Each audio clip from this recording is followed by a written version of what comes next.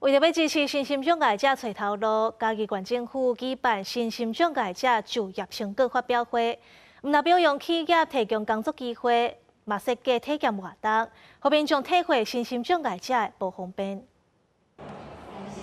智能耳机来体验听袂到声音的人，边仔阁有视觉、行为、甲沟通的障碍体验。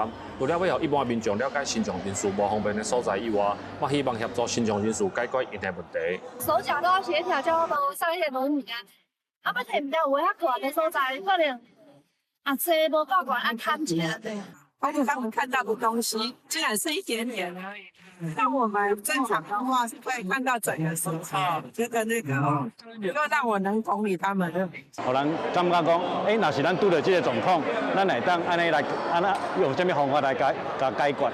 咱现场到一寡器具，也是植物在设计的体验，就可以针对这个问题，咱会当来解决。除了体验的活动，为了要鼓励企业或者是公家单位聘用身障人士，嘉义县政府阁专工表扬11个单位。嘉义县罗清楚表示，因聘用身障人士的比例拢超过10%，比法令规定的阁较悬。希望鼓励阁较侪单位嘛会当做伙来加入。颁奖这个厂商哦，拢是超额禁用。阮每当咧安尼一直咧推广一直咧要求该县目前这个聘用的这个额度甲比例拢有明显的提升。因为一个身心障碍者的障碍点无共款，当然一个间企业内底尽量找适合因会当做的工作来，互因找一个头路我感觉对身心障碍者是一个真大的帮助。